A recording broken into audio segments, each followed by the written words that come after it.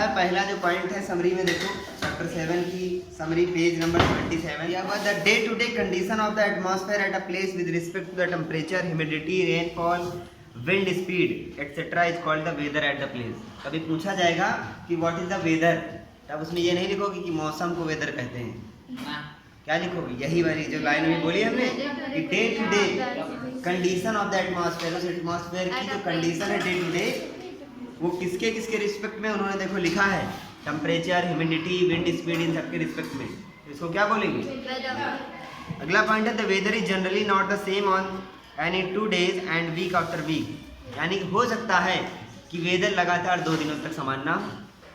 अभी कल ही देखो कैसा था, आज कैसा है ना, और कल हो सकता है कुछ और हो जाए, है ना।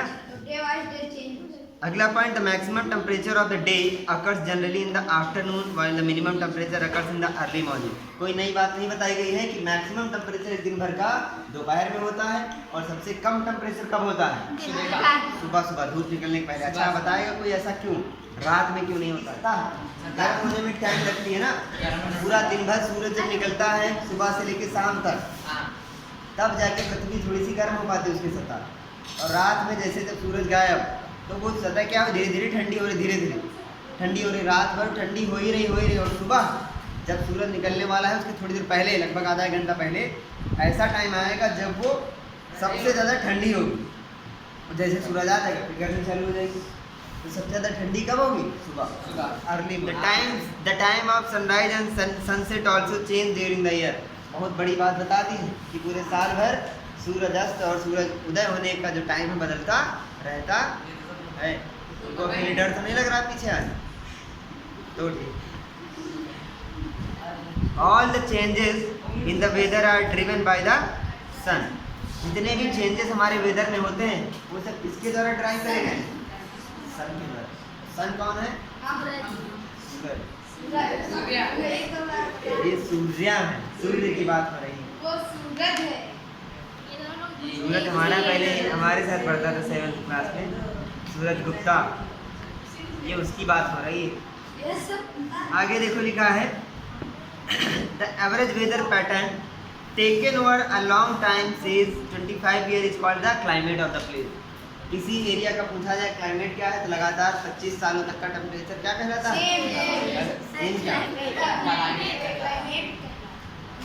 Animals are adapted to the condition in which they live. जो एनिमल जहाँ रहता है उसी के लिए क्या हो जाता है, इसके ऊपर बना पता है तेरे, कोई दिक्कत की बात थोड़ी ना। लिखा है the tropical and the polar regions are the 2 regions of the earth which have severe climatic condition. पहला ट्रॉपिकल रेन फॉरेस्ट ऐसी जगह है जहाँ का टेम्परेचर एक्सट्रीम तक जाता है, सीवर होता है, और दूसरा हम लोगों ने पढ़ा है किसके बारे में, पोलर रीजन के बारे में। अब यही दोनों कुछ ऐसे हैं जो अलग हैं, इसीलिए हम लोगों ने इनके बारे में पढ़ भी लिया है ना। झपकी तो नहीं आ रही, झपकी नहीं जानते हो, नींद वो वाली ऐसे वाली। The polar regions are very cold throughout the year. The sun does not set for 6 months in a year and in the other 6 months it does not rise.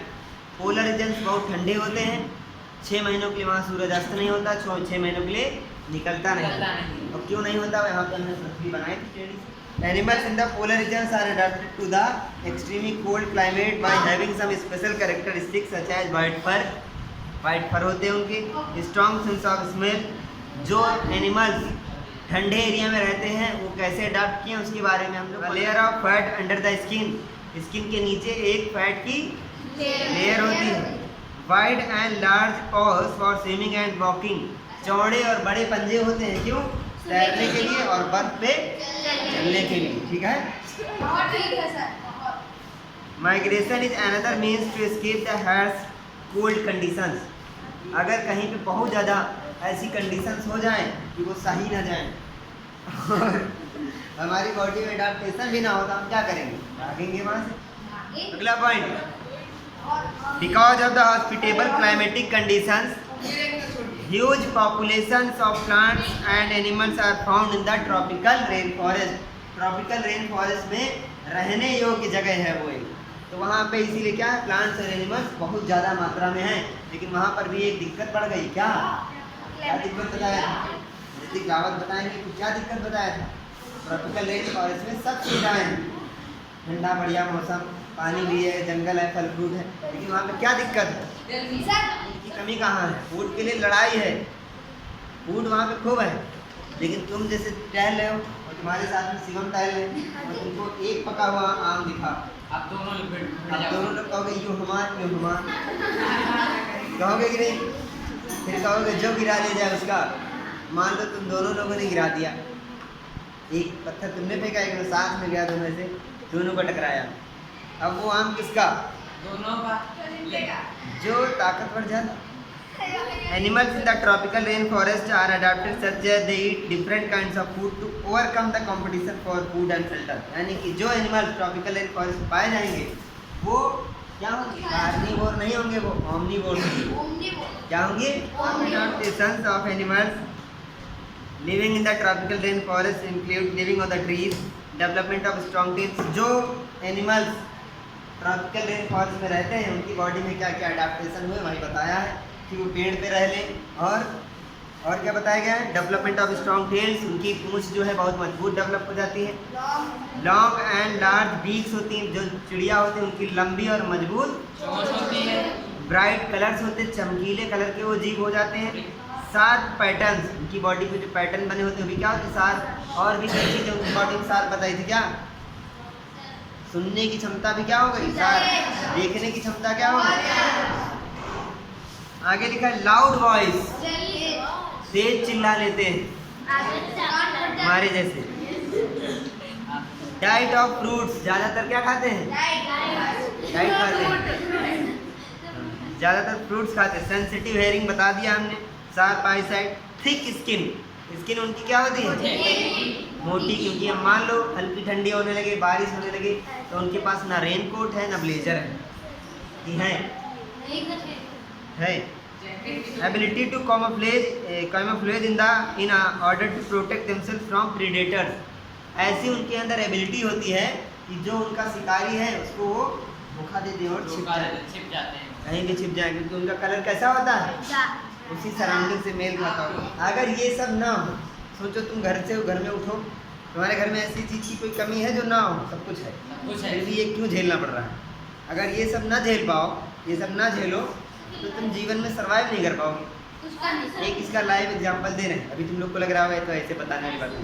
Example इसका ये है, तितली देखो तुम लोग, तितली का कोकून देखा होगा। वो ऐसे पूरा एक कवर्ड होता है, उसके अंदर तितली का बच्चा होता है, कैटरपिलर। तो वो जो कैटरपिलर है, तितली चली जाती है वहाँ से। अब उसकी हेल्प कोई करने नहीं आता, किसकी? कैटरपिलर धीरे धीरे बड़ा होता है, उसको उसके अंदर न्यूट्रिएंट्स मिल रहे हैं, वो अपने हाथ पैरों से, अपने पंखों से उसको चीरता है कोकून को, और खुद बाहर निकल के आता है। तुम देखोगे उसको, तुम्हें इतना तरस आएगा कि बेचारा परेशान है, लाओ हम इसको थोड़ा सा चीर दे, निकल आएगा बाहर। या कोई भी देखेगा उसका मन करेगा, कोई शैतान ना हो बस। तो अगर तुमने उसको चीर दिया, तुमने निकाल दिया बाहर, तो मर जाएगा। अगर वो खुद निकलेगा तभी वो सर्वाइव कर पाएगा। जानते हो क्या के लिए? अगर वो कोकून को ना चीरे तो उसके जो है पंख जो है डेवलप ही नहीं हो पाएंगे, क्योंकि जब वो उस कोकून को चीर रहा होता है, उससे बाहर निकलने का प्रयास कर रहा होता है, उसी दौरान वो अपने मसल्स को, अपनी जो बॉडी के जो पंख हैं उनको मजबूत कर रहा होता है, उस पर जोर लगा रहा है बार बार, तो उसके जो पंख हैं वो क्या हो जाते हैं? मजबूत हो जाते हैं, डेवलप हो जाते हैं। चीर करके जैसे बाहर निकलता है वहाँ से तो नीचे गिर गया, नीचे ज़मीन पे गिरेगा, लेकिन इस दौरान वो क्या हो गया है? कायदे से मजबूत हो गया, तो वो उड़ लेगा। और अगर तुम गए वहाँ पे या फिर कोई और एनिमल गया, उसने उसका वो कोकून फाड़ दिया, उसको बाहर निकाल के रख दिया, तो क्या उसके पंख डेवलप हो पाएंगे? लेकिन उसके अंदर पर्याप्त मात्रा में न्यूट्रिएंट्स हैं, तो उसको नॉर्मल जाता हुआ चींटियाँ भी उठा ले जाएंगी, छोटी छोटी चींटियाँ भी उठा ले जाएंगी, तो सर्वाइव ही नहीं कर पाएंगे। तो अगर तुम लोग के साथ में ये मुसीबतें ना दी जाएँ तो तुम लोग ये जो जीवन चल रहा है झेल ही नहीं पाओगे। छोटी सी भी टेंशन आ गई ना, तो टेंशन के मारे कहो क्या खा लेंगे? जहर खा लेंगे। जब इनके पापा डांटते हैं तो छत से कूदने की कुछ नहीं होगा, छत से कूदने पे क्या होगा? वो और जीवन बेकार हो जाएगा। चलो एक्सरसाइज देख लेते हैं। लिखा है name the element that determine the weather of the place. बार बार वही चीजें पूछ रहे हैं, बार बार वही बता रहे हैं, हम जा रहे हैं घर। अरे एलिमेंट कितनी बार एलिमेंट बता रहे हैं? हो गया एक बार, दो बार। उस एरिया का टेम्परेचर, ह्यूमिडिटी, विंड स्पीड, ये सब क्या बताता है? वेदर। अगला question, when are the max, फिर वही बात देखो आगे। पूरे दिन भर में मैक्सिमम और मिनिमम टेम्परेचर कब होता है? मैक्सिमम होगा दोपहर में, मिनिमम कब होगा? फिल इन द ब्लैंक्स दे दिए। द एवरेज, फिर वे एवरेज वेदर, फिर average weather taken over a long time is called. और कितने समय तक? 25 तक। इन द ब्लैंक्स में देखो पहला दिया था average weather taken over a long time is called climate. और एक मान कर चला था हम लोगों ने, कितना होता है? 25 साल ना, 25। अगला देखो दिया हुआ है a place receives very little rainfall and the temperature is high through out the year, the climate of that place will be hot and humid. क्योंकि गर्मी है इसलिए हॉट, और बारिश होती है तो नमी होगी तो ह्यूमिड। बारिश होती है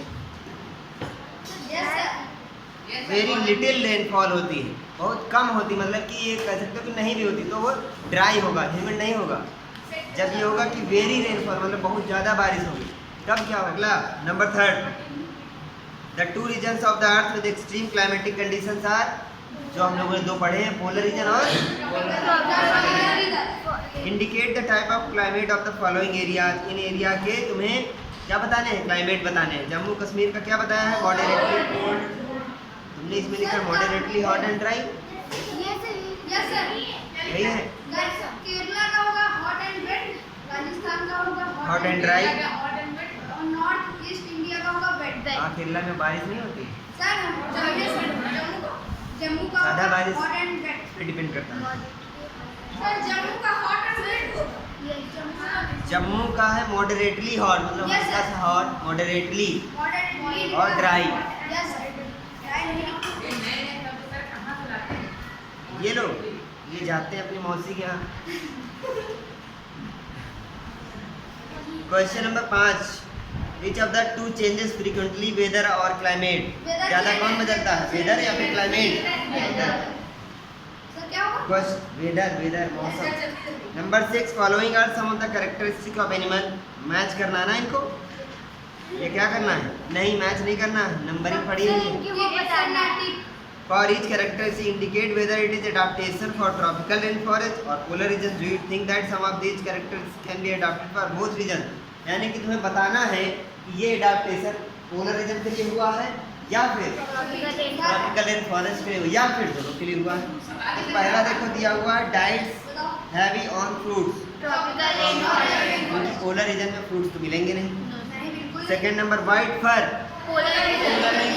need to migrate, tropical rain forest से भागेगा कोई नहीं, वहाँ की सारी सुविधाएं उनको मिल रही, अब भागेगा वही बस डर के भागेगा, तो इसको माइग्रेशन नहीं बोलेंगे। लाउड वॉइस, जो जंगल में रहेगा वही क्या है, ये बोले। स्टिकी पैड्स ऑन ट्री, चिपकने के लिए क्यों चाहिए, क्योंकि वो पेड़ पे चढ़ेंगे, है ना। अब कल कोई लोग इसमें कंफ्यूज हो जाएंगे कि बर्फ में भी तो चिपकने वाला चाहिए होगा, नहीं बिल्कुल नहीं, बर्फ के लिए बड़े चाहिए, नुकीले चाहिए, बर्फ में चिपकेगा कुछ नहीं, ठीक। Layers of fat under skin,